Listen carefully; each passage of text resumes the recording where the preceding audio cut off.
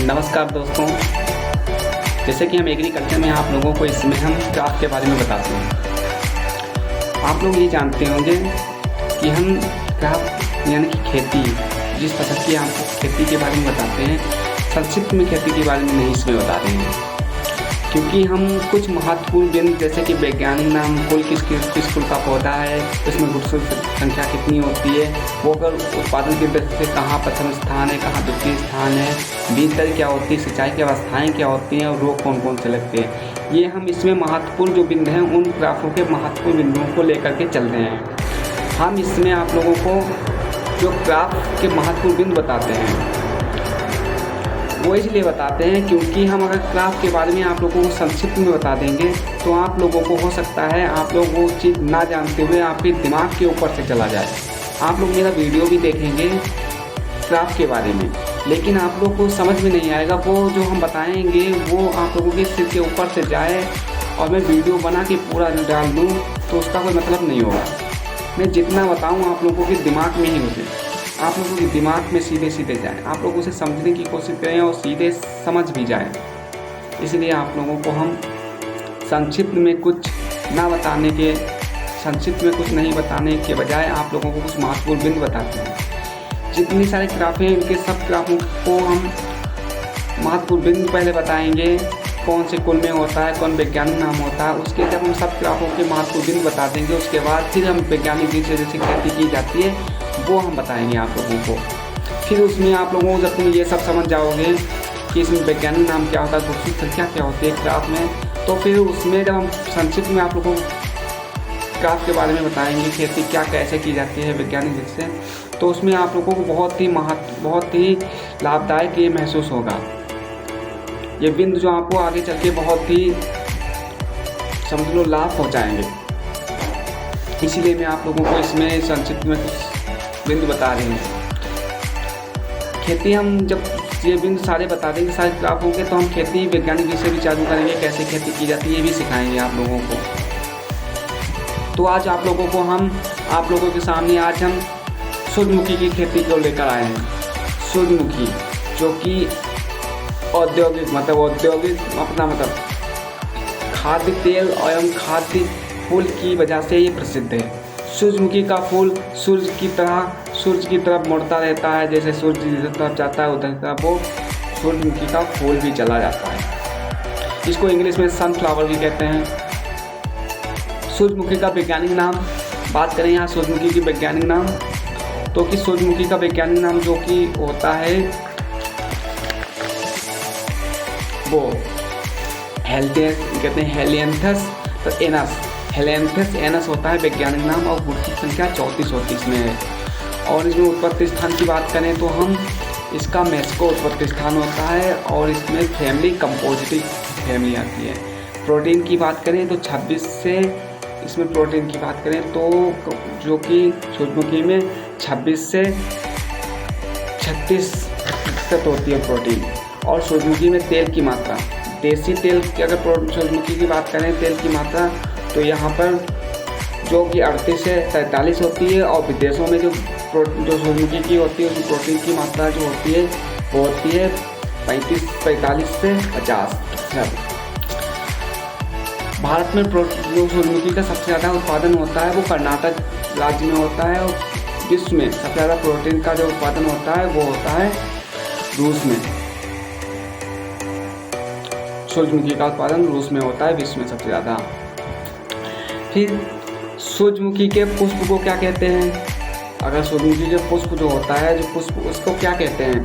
तो सूरजमुखी के पुष्प को हम हेड या फिर कैपिटुलम कहते हैं। कैपिटुलम कहते हैं या हेड, तो हम नामों से जानते हैं सूरजमुखी के पुष्प को। फिर कहते हैं सूरजमुखी का अगर एक अच्छे फूल, सूरजमुखी में एक अच्छे फूल का आकार क्या होता है? तो सूरजमुखी में सबसे अच्छा फूल जो होता है उसका आकार होता है 10 से 15 सेंटीमीटर। 10 से 15 सेंटीमीटर अच्छे फूल का आकार होता है। सूरजमुखी में जो पोटेंड्री अवस्था पाई जाती है, ठीक, नर भाग का पहले निकलना, समझ रहे हो। इसमें परपरागण भी पाया जाता है और इसमें कृत्रिम परपरागत ये कृत्रिम परपरागत भी पाया जाता है, मतलब परपरागत और कृत्रिम परपरागत दोनों परपरागत पाए जाते हैं।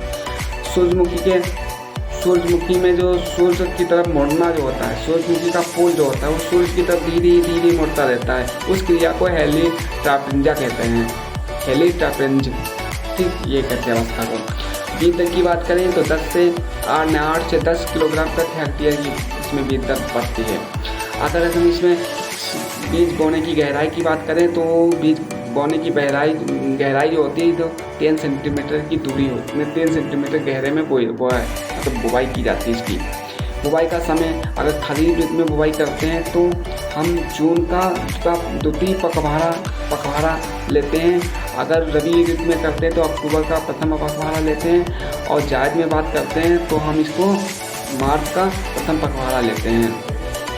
अगर इसमें खरीफ ऋतु में बुवाई करते हैं तो वो 80 से 90 दिन में पक्का तैयार हो जाती है, और रबी ऋतु में अगर बुवाई करते हैं तो 120 से 130 दिन में पक्का तैयार हो जाती है, और अगर हम जायद में बोते हैं तो इसकी बुवाई से 100 से 110 दिन में पक्का तैयार हो जाती है। सूरजमुखी की जो फसल होती है, मतलब जो बीज होते हैं वो पक्के तैयार हो जाते हैं। फिर सूरजमुखी C2 डे नेचुरल, मतलब C2 डे नेचुरल तरह परपरागित पौधा होता है। सूरजमुखी में अगर हम वैरायटी की बात करें तो उसमें ज्वालामुखी, दिव्यामुखी, गार्डन, सूर्या, ये प्रजातियाँ इसमें पाई जाती हैं। और भी प्रजातियाँ पाई जाती हैं जो हम संक्षिप्त में बताएंगे खेती के बारे में, तब उसमें प्रजातियों के बारे में बात करेंगे। सूरजमुखी में खली की मात्रा, जो खली जो होती है उसमें प्रोटीन की मात्रा 40 से 44% होती है सूरजमुखी में।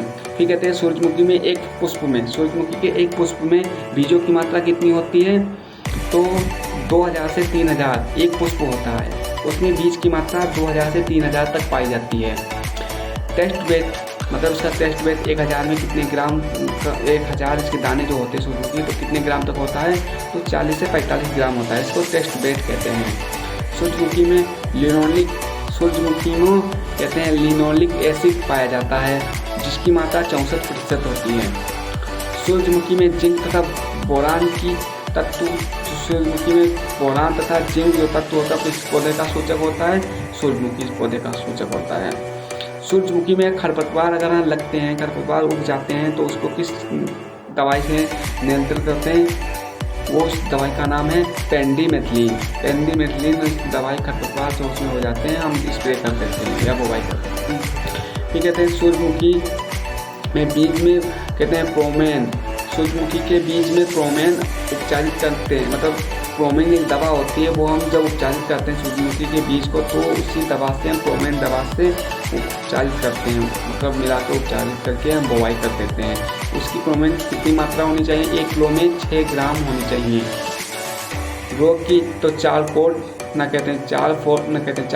रॉट रोग लगता है, और उपज की बात करें तो 20 से 25 कुंटल प्रति हेक्टेयर उपज हो जाती है। यहीं पे हम इसकी क्राफ्ट के महत्वपूर्ण बिंदुओं को विराम देते हुए अपनी वाणी को, और आगे आप लोगों को पसंद जो होगी वो बताएंगे, कौन सी पढ़ाएंगे, और संक्षिप्त में हम आप लोगों को खेती जब बताएंगे तब भी बता देंगे। अभी हम महत्वपूर्ण बिंदु ही पढ़ाते हैं। मेरे ये ना समझना कि हम ऐसे ही 1-2 बिंदु बताते हैं, आप लोगों को समझ में नहीं है तो सब लोग जानते होंगे। मैं मानता हूँ मैं बिंदु इसमें बता रहा हूँ आप लोगों को, वो आप सब लोग जानते होंगे, लेकिन मैं संक्षिप्त में भी बताऊँगा। संक्षिप्त में आप लोगों को जब खेती पढ़ाऊँगा तो बहुत आनंद आएगा। पहले ये सब समझ लो, छोटे बहुत बिंदु हैं ये समझना ज़रूरी है। अगर हम संक्षिप्त में बताएं बहुत लंबी क्लास हो जाएगी, और छोटी छोटी क्लास बनाएं तो एक फसल की 2-3 क्लासें हो जाएंगी। तो हम अभी इसी में हम ज़्यादा क्लास लेना नहीं चाहते, मतलब ज़्यादा वीडियो अगर डालने लगेंगे तो लोग शौकीन बनेंगे। इसलिए मैं आप लोगों को महत्वपूर्ण बिंदु बताते हैं जो कि बहुत ही अच्छे महत्वपूर्ण बिंदु हैं, बहुत ही लाभदायक हैं। फिर जैसे कोई ऊंचाई पर चढ़ना है तो सीढ़ी पर एक डंडा चढ़ो तो मज़ा आता है, इंजॉय करते हुए चलो। इसलिए हम पहले महत्वपूर्ण बिंदु बता रहे हैं, उसके बाद क्लास के बारे में बताएंगे। अगर फसल अभी हम जल्दी पढ़ा देंगे, जल्दी कभी समय नहीं मिल पाता, इसलिए रोज़ एक वीडियो नहीं डाल पाते हैं, लेकिन कोशिश करें कि रोज़ एक वीडियो डालेंगे। तब तक के लिए नमस्कार।